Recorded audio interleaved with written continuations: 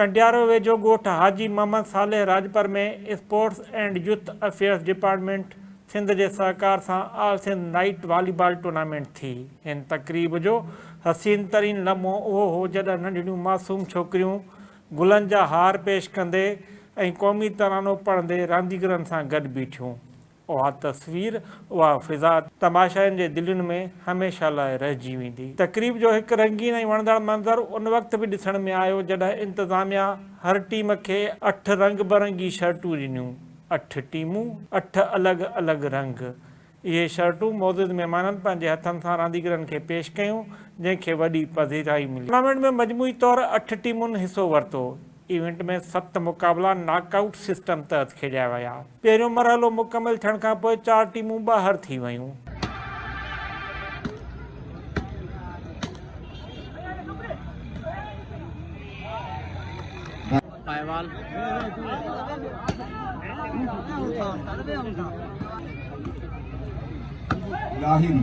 मिठू हैदर मिस्टर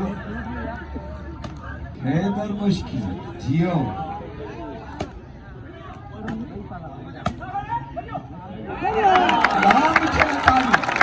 बे मरहले सेमीफाइनल्स में सखर हैदराबाद सां ऐं लाड़काणो शहीद बेनज़ीराबाद सां महाडू अटकायो। सखर ऐं लाड़काणो टीमूं सेमीफाइनल खटे फाइनल में पहुतियूं। फाइनल में जॾहिं लाड़काणो टीम कप्तान शफ़ीक कुरैशी जी अॻुवाणीअ में सखर खे 9 जी भेट में 25 पॉइंटनि सां शिकस्त ॾिनी त मैदान ताड़ियुनि ऐं नारनि सां गूंजी उथियो।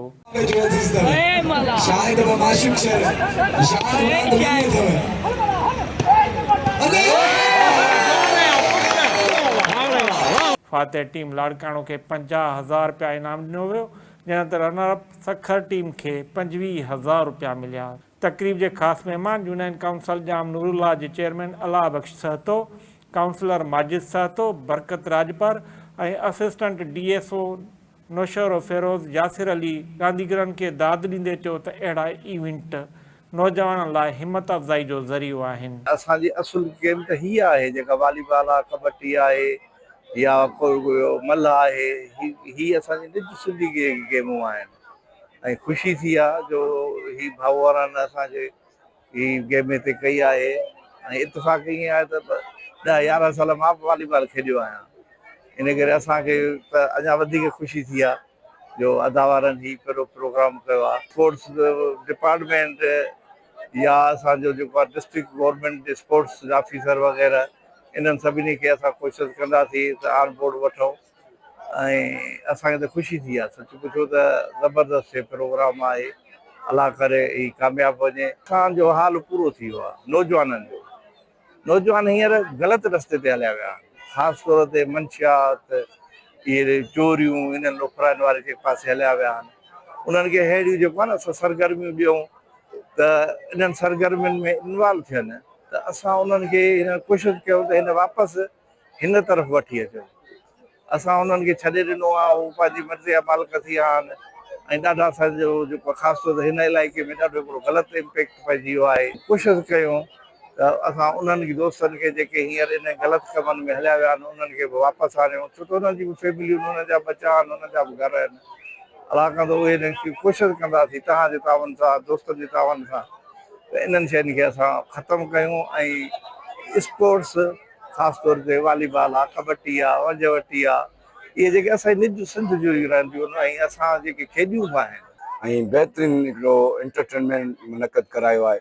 ऐं इंशाअल्लाह साईंजन जो चवणु आहे जेकॾहिं हीअ असांजो इवेंट कामयाबु थो वञे त इंशाअल्लाह 2-2.5 महीननि में वरी इन ई ग्राउंड ते हिकिड़ो बहितरीनु इवेंट साईं जमशेद जे तरफ़ खां ऐं साईं नईम जे तरफ़ खां ऐं पूरी राजपर बिरादरी हर टूर्नामेंट में असां अपील कयूं। असांजी लिटिल बॉल में जेकी तक़रीबन रांदीगर आहिनि वीचारा ग़रीब मज़दूर, कोई मुंहिंजी अख खां अहिड़ो दोस्त निकिरी वियो जेको मास्तर हुजे या कोई क्लर्क हुजे, मां नथो सम्झां। सभु दोस्त हिन लिटिल बॉल जा रांदीगर तमामु बहितरीनु पर सब मजदूर तबके सां पोइ पंहिंजे मज़दूर महिनत कशूं। स्पोर्ट्स एक्टिविटीज़ जे लिहाज़ खां पुठितियल ऐं बैकवर्ड जेको आहे सो डिस्ट्रिक्ट जेको आहे सो उहो नज़र अची रहियो आहे ऐं असां जेको आहे सो हायर अथॉरिटीज़ खे जेको आहे रिक्वेस्ट कंदासीं त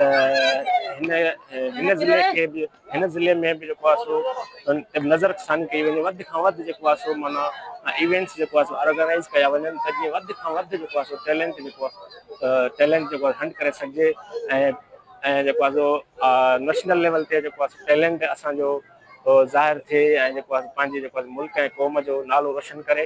त हेल्दी एक्टिविटीज़ जे लाइ अॼुकल्ह सोशल मीडिया जे दौर में तमामु जेको आहे स्पोर्ट्स खे जेको अहमियत ॾिनी वञे। इंटरनेशनल लेवल ते ॾिठो वञे त उते जेको आहे स्पोर्ट्स खे जेको आहे सो तमामु घणी अहमियत ॾिनी थी वञे, छो जो त माना सिहत जे सरगर्मियुनि जे लाइ तमामु ज़रूरी आहे स्पोर्ट्स। टूर्नामेंट जे मौक़े ते ॻोठ हाजी मोहम्मद सालेह राजपर जे मैदान में राति बि ॾींहुं बणिजी वई। हज़ारे माण्हुनि जी मौजूदगी, ॻोठाणनि जे जोश ऐं शौक़ु ऐं रांदीगरनि जी शानदार कारकर्दगी इवेंट खे अहिड़ो समाजी ऐं रांदियुनि वारो मेलो बणाए छॾियो जेको डिघे अरसे ताईं यादि रहंदो।